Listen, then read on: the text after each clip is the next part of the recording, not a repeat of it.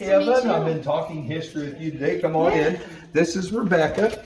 She is. Come on in. I'll give you everybody an introduction. I'm about to start talking here. Oh, you brought a whole group? This is a weird coincidence. This is Laurie. Laurie is here from Wisconsin. Nice to meet you. She called me this evening and said, "Well, I'm down from Minnesota and I'm wanting to find out about the Seward family. Do you know anything about them?" And I'm like, "I'm going to be at the museum talking to a lady about that this evening." She says, "Can I come join you?" So I said, "Yes, come along." The little book on Christina Holmes Stilson. There you go. Very good. You got that. She was looking for Seward information. The Sewards are mentioned in that little tiny book. I will tell you about it too, and then you can find you one as well. So where in Wisconsin are you from? Platteville? Okay. We live 2 hours north of Duluth. Oh, okay. Okay. Yeah. Yeah, Platteville's down in the southwest corner. Right. In the Of the driftless area. Yeah, yeah. Yeah. It's Good. beautiful there. Yeah.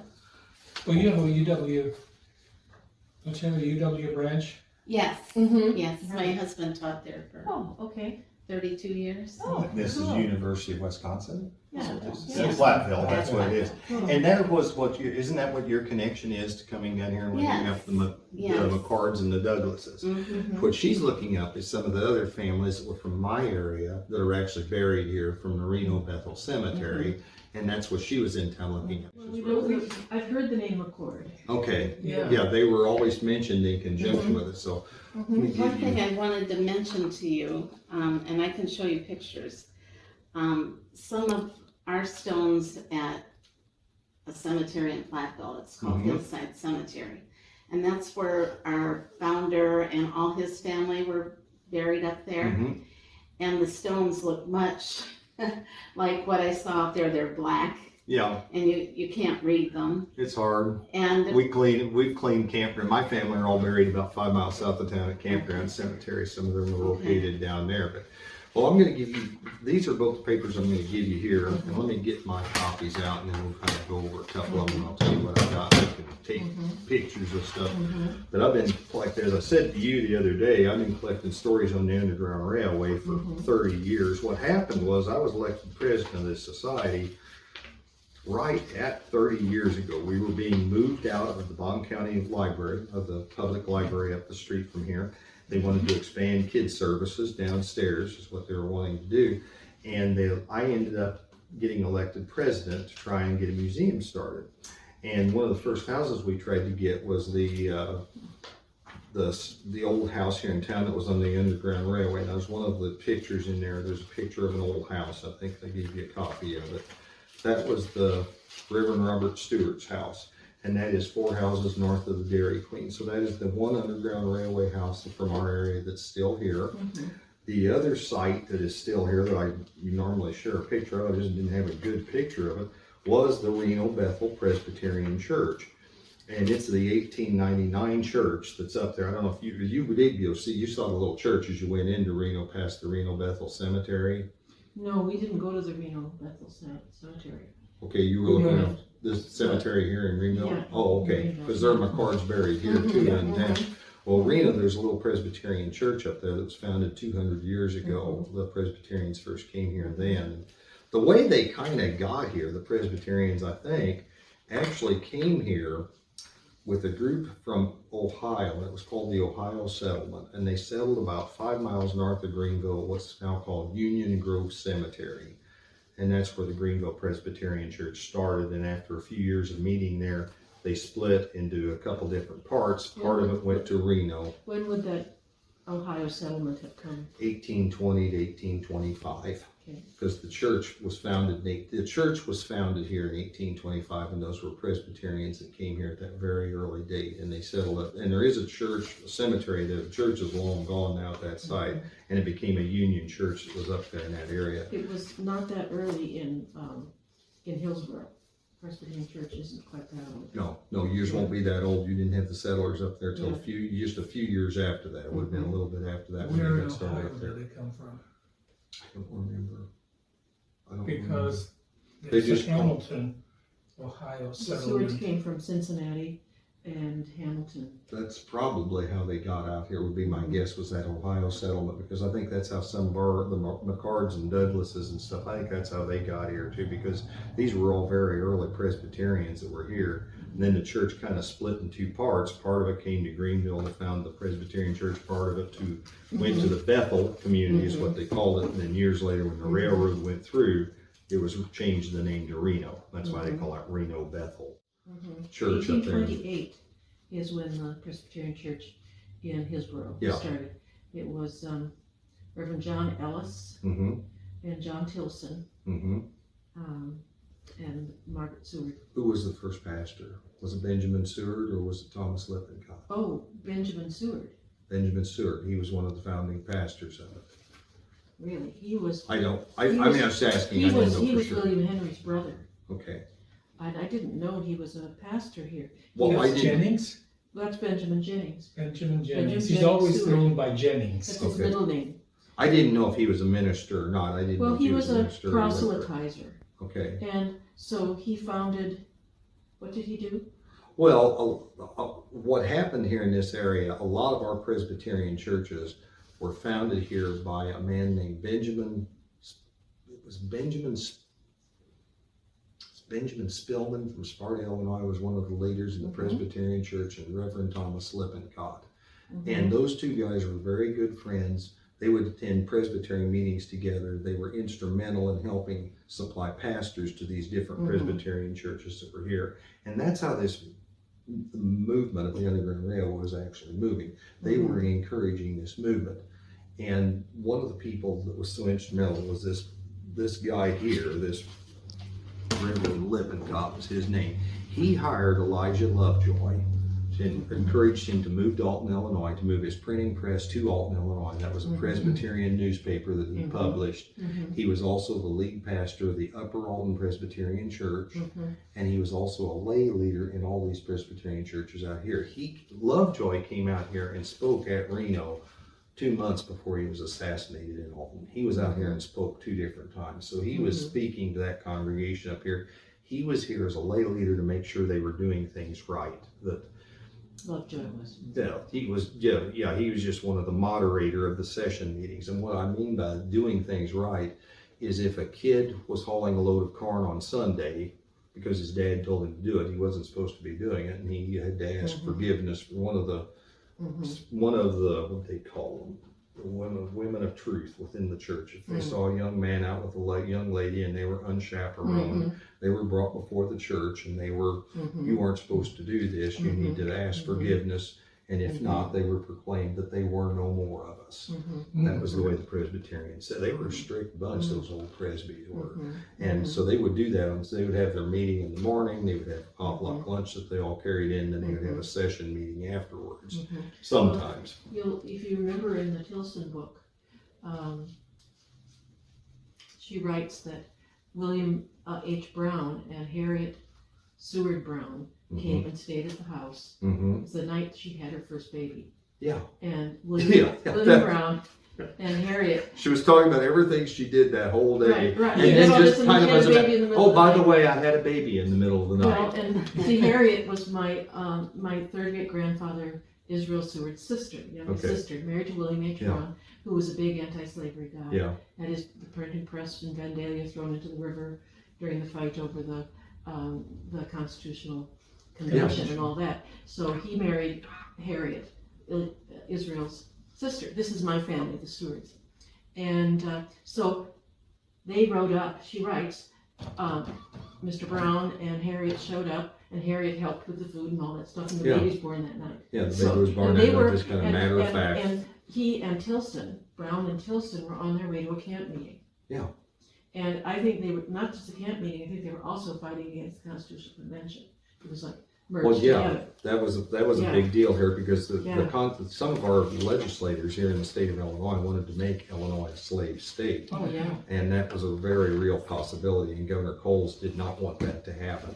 And how would I find more information about what Benjamin Seward was doing here? That you're gonna have, I don't know, that you need to get into the Montgomery County records and see what else you can find out about them. My only connection to the Sewards is just knowing they were one of our way stops along the way that are mentioned within these papers here. But I'm surprised that Benjamin Seward was a pastor or a layperson active. I know he was staying with the Sewards in Montgomery County for a number of years in the 20s or 30s. Yeah, the different pastors, like he wasn't, I don't know if your ancestor was one of them. The ones that were, the man that was one of the lead pastors that started so many churches out here was this Benjamin Spillman was his name, from Sparta, and Reverend Thomas Lippincott. They helped found a lot of these churches that were out here in this area. And then you're the one that said something about one of the Sewards helped start it there. Was it the Hillsborough Church, or was it the church Hillsborough in Church. Butler? Margaret Slayback Seward, Israel Seward's wife, with Tilson and this Reverend Ellis, started the church in Hillsborough in 1828. Okay.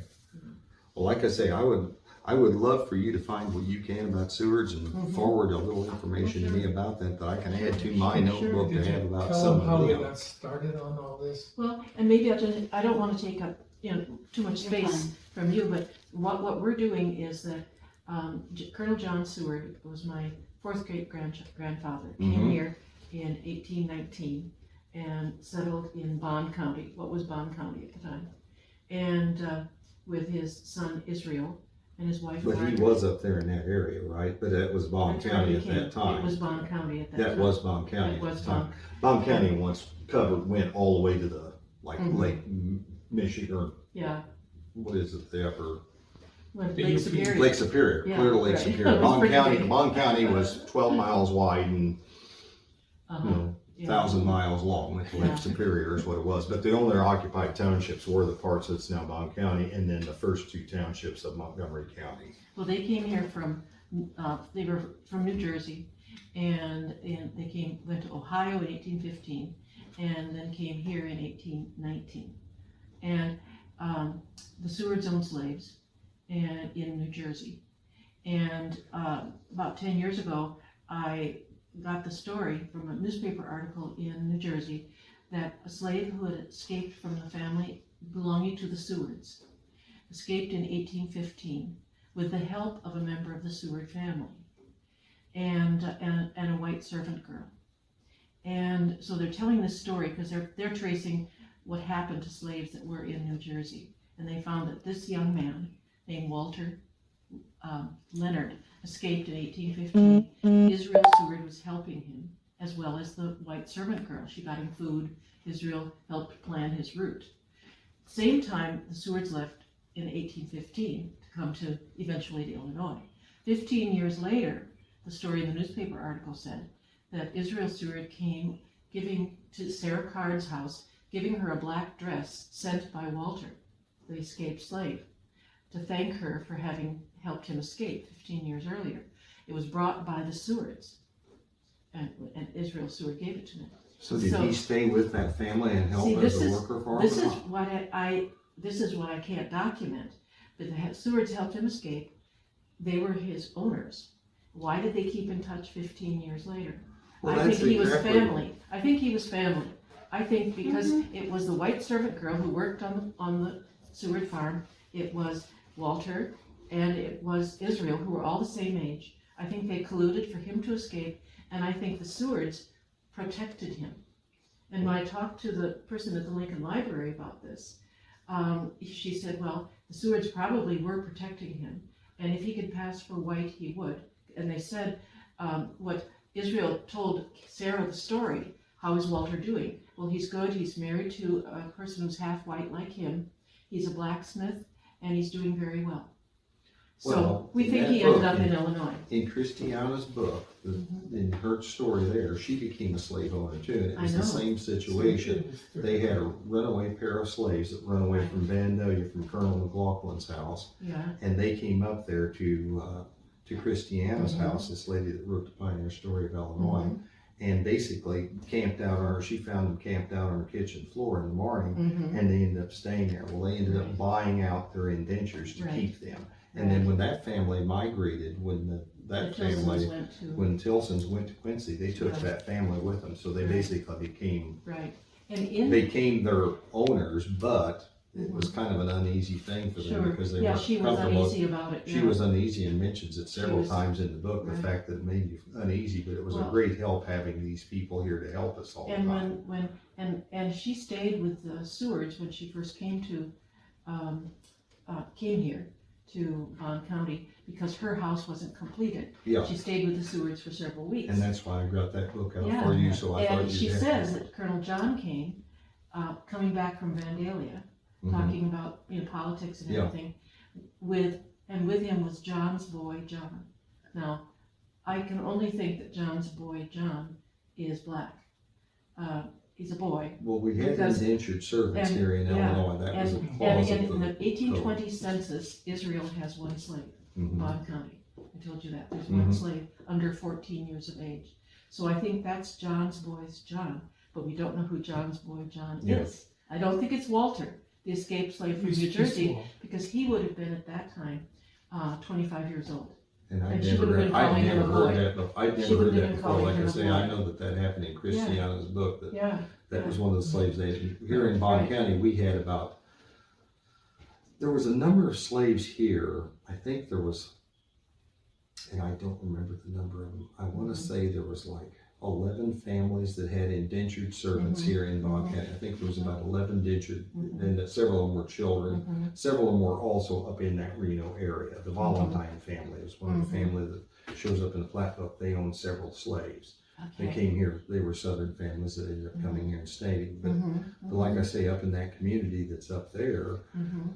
you had the slave owners that were in some of those families. You had the people that were helping with the Underground Railway Mhm. movement. You had Elijah Lovejoy Mhm. coming out and holding session meetings at the Mhm. one Presbyterian church. Mhm. At the Elm Point Presbyterian Church, which was a Cumberland church, they weren't so much that way. The Cumberland Presbyterians were founded in Tennessee, so they were more southern in origin. They weren't necessarily for slavery, but they didn't speak out against it because they were one of the southern branches of a Presbyterian church, Mhm. so they didn't speak out against it. But I know that one of the kind of funny stories that's been handed down was the old preacher was in the middle of the Civil War, and they were complaining there had been several raids here in northern Bond County, horses being stolen and stuff. And a couple of guys from Reno were captured. They were deserters. It was the Ray family. They were on a ferry across Shoal Creek, just west of Reno, and to ferry people across the flooded creek and stuff. And that family lived down in that area. A couple of them had been arrested and were being held by the sheriff in Fayette County.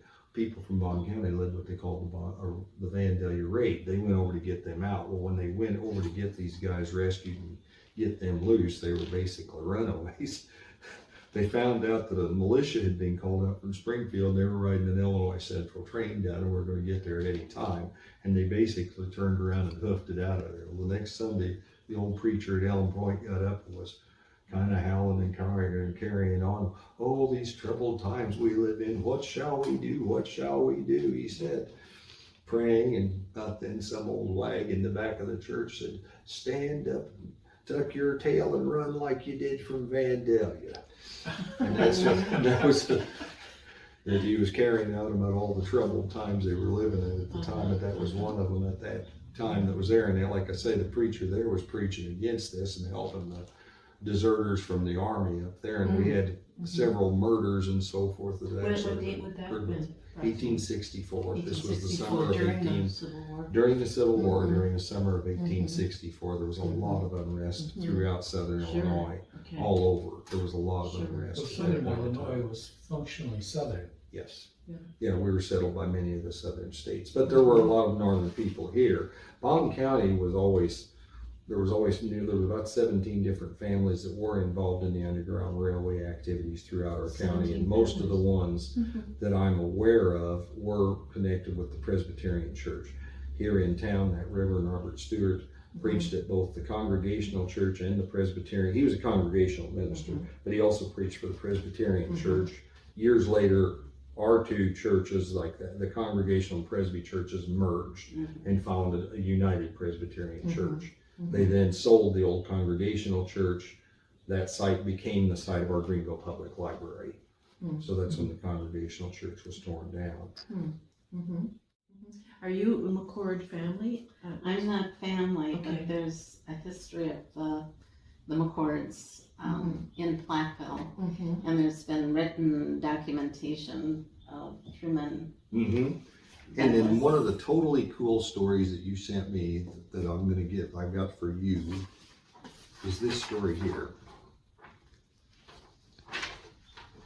If you look in your papers, this thing here talks about the Underground Railroad. This is the one I gave a copy to you too, because it mentions in here, whenever they were coming back, this top of the second paragraph, the young man's talking about this. He said, we had to pass over the prairie about 25 miles with one house in the way, and we're anxious to get over to Butler Seward's, and in traveling a little late, it was about 3 miles from Seward's, and trying to cross a small creek, our horses and wagons broke through the ice and went into the water.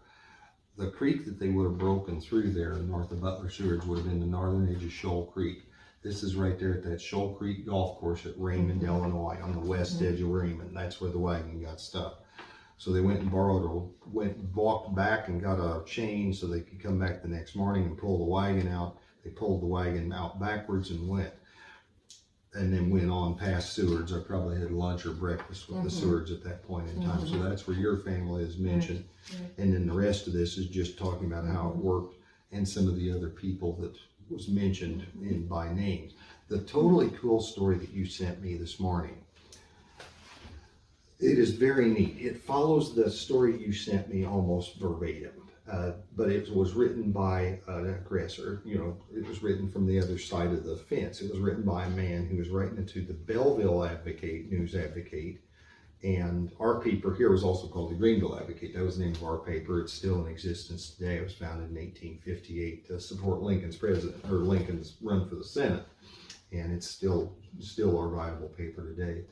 But in any case, that story that you sent me was basically about all the different families that were helping out with the Underground Railway movement. And it was written more like, these are the people that are helping this movement exist, and they're stealing property and stuff like that. The troubling thing about that is it was written by somebody that knew it very well, because he's naming the first name, the last name of every one of the boys. They name each one of these guys that was involved in the movement of doing it. I think the man that probably wrote that was probably Dr. Barber. I think that's the one probably did it.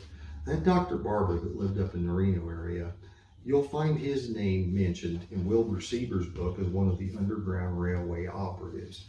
And the fact is, he wasn't. He's very clearly mentioned in this story about Dr. Barber saw a young man that was pretty near white, and he's got a group of roughs to try and capture him and take him back. So they moved him from one house to another house to another house, and then eventually got him in a wagon, and that's when this story takes off from there. It's one of the 20-year-old kids that took off. The 20-year-old kid that took off and did that, the man that wrote this story is this man. It's Thomas Wafer. Thomas Wafer wrote that story. And this is Thomas Wafer and his siblings here in this picture, but he's buried in Elm Point Cemetery. He wrote this story in about 1880, and he was one of the operators. He was about 20 years old when this took place.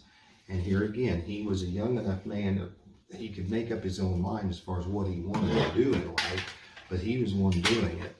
The adults, if you were caught doing this, it was illegal for anybody to do this to help a runaway slave, and you could lose your farm. And that's when I told you about the book, Escape Betwixt Two Sons. That's what this book is here.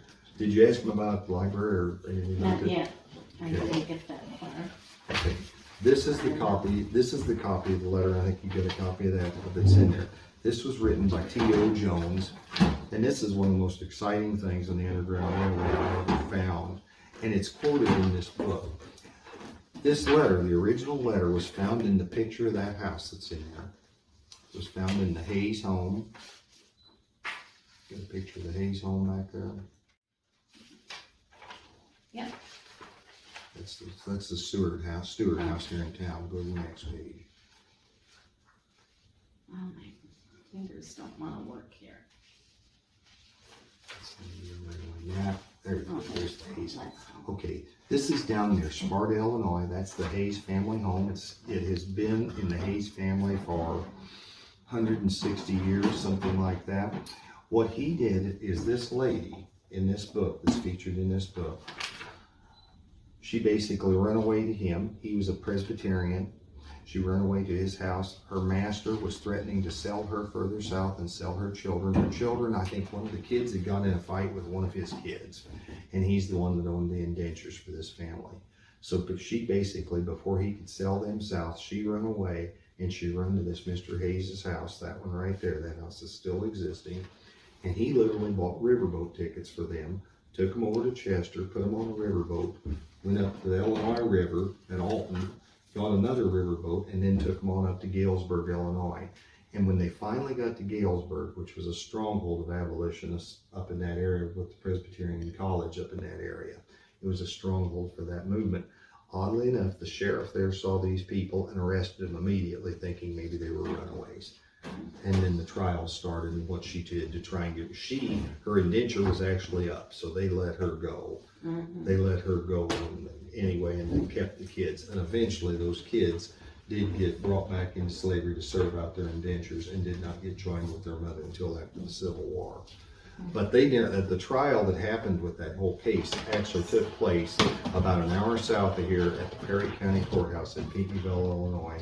It is the building that is still there today. It's been extensively remodeled. But the trial against that Mr. Hayes was there. The lady that wrote that book was still alive. I know Carol is about the same age as my folks. So Carol Pirtle was the librarian of the Sparta Public Library. And she actually got into doing this book. She was writing a history book for the history of Sparta for their bicentennial or something. And in the process of doing it, she heard about all these letters that had been found out in the old Hayes house. She went out and looked into it to see what was there, if she could use anything for her book. And she thought, man, this is cool. Maybe I can do something else with it.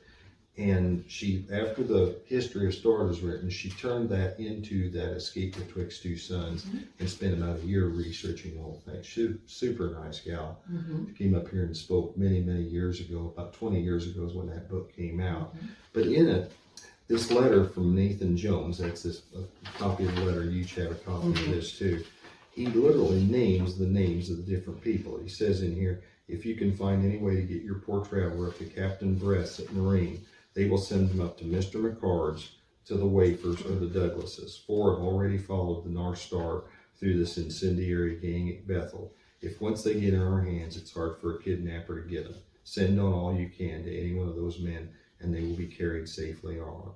You, dear sir, are me, an unknown friend, yet I believe you're a true friend to the poor downtrodden slave. This is as good an introduction as I want from any man. My brother, our cause is a holy one.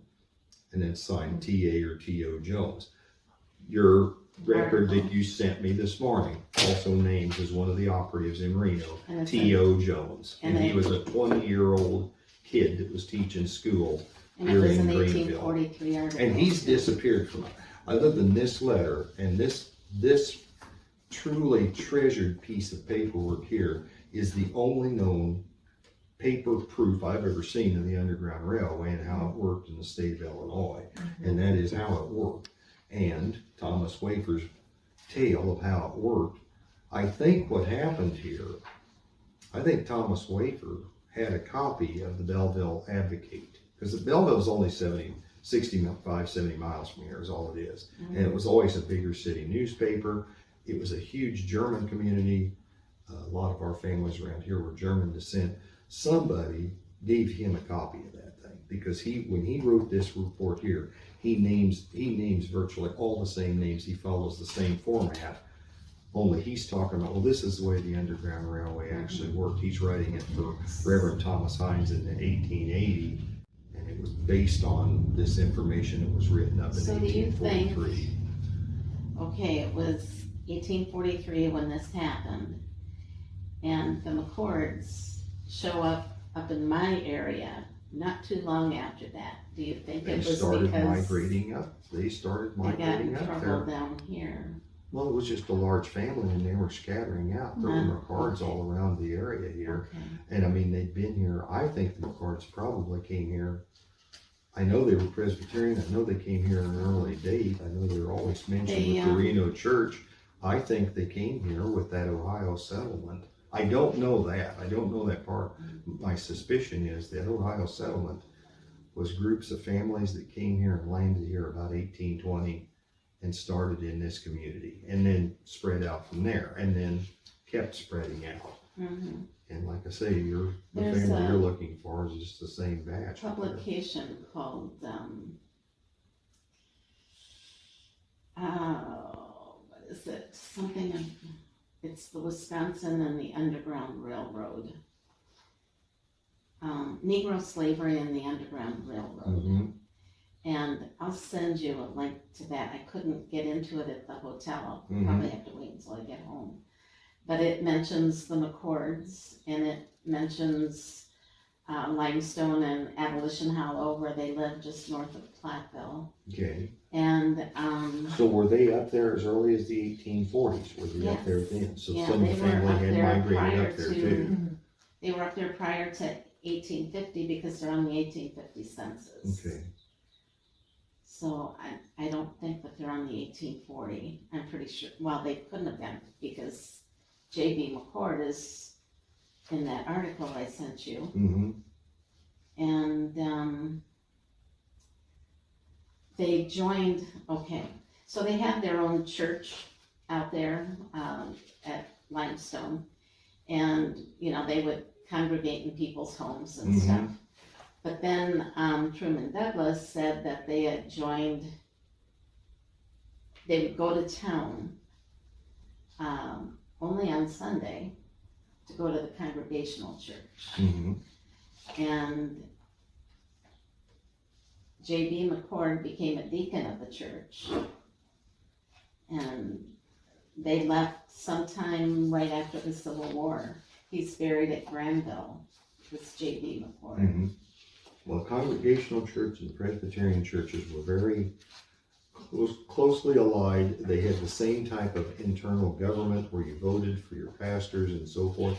They had a lot of the same doctrine. And here in this community, it was the same way, to where they literally merged together. So if you follow the map, like there's a map of the Underground Railway, I think I gave you. Mhm. My actual copy of it's actually colored in my map. The Dixons are mentioned in that McCord book Mm-hmm. that I was looking through this morning.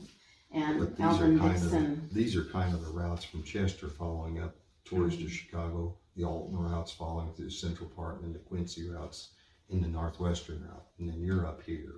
right, and I've seen maps showing a route that went up there. Oh yeah, I don't doubt that a Yeah. bit, because like I say, here that most of them were trying to get to Chicago. Mhm. Basically until 1850, here in the state of Illinois, once you got a slave into north central Illinois, around Ottawa, LaSalle, Peru, Princeton, anywhere in that central part of the north central part of the state, they could lead relatively normal lives. After 1850, the fugitive slave law came into being. That was pushed in by Southern Democrats at that time, that they wanted that in there, that any slave could be captured, and basically any sheriff was required to do so from any part of the, if they suspected a person being a runaway, it was their duty to capture them and get them back to the rightful owners.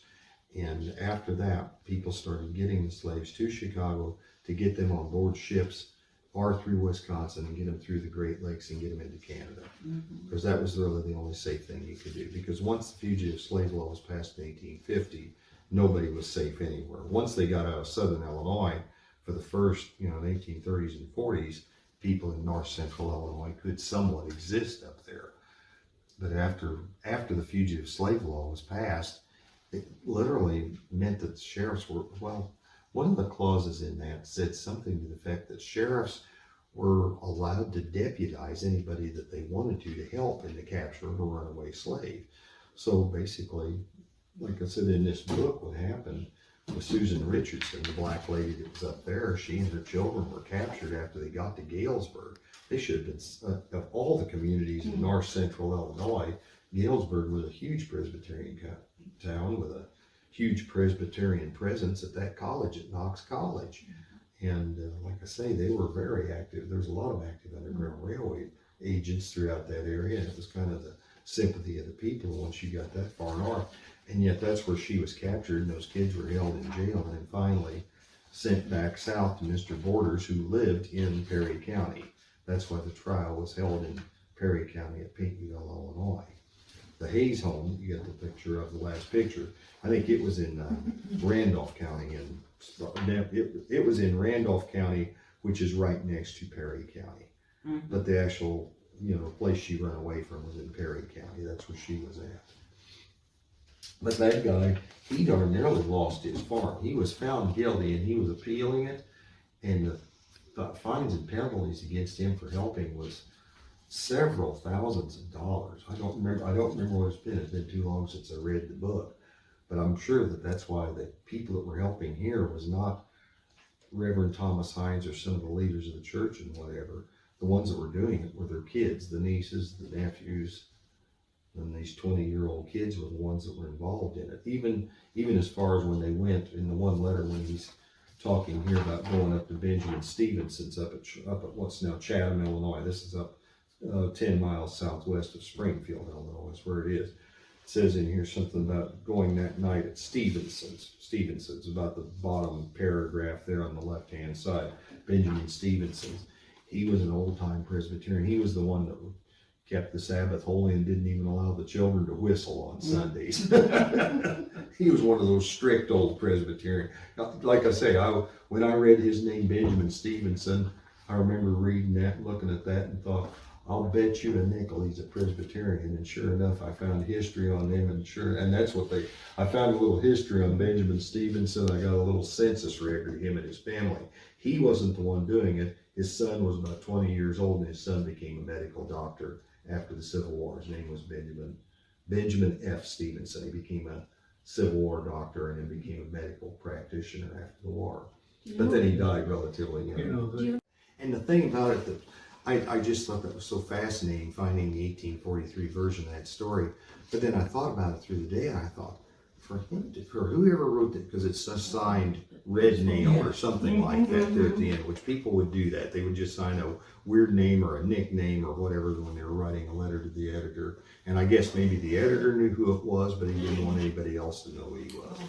And I just thought that was kind of a funny thing, but I realized, I was sitting there thinking about it, I thought this had to be one of the people from the Reno Bethel community that knew all of these neighbors that were involved in these activities to know the names of all these people. Mm-hmm. And I thought about it, I bet it's that Dr. J.M. Barber, because like I say, he's listed as both an Underground Railway operator as well as one of the guys that was trying to get together a group of roughs to capture the runaway slaves at the same time.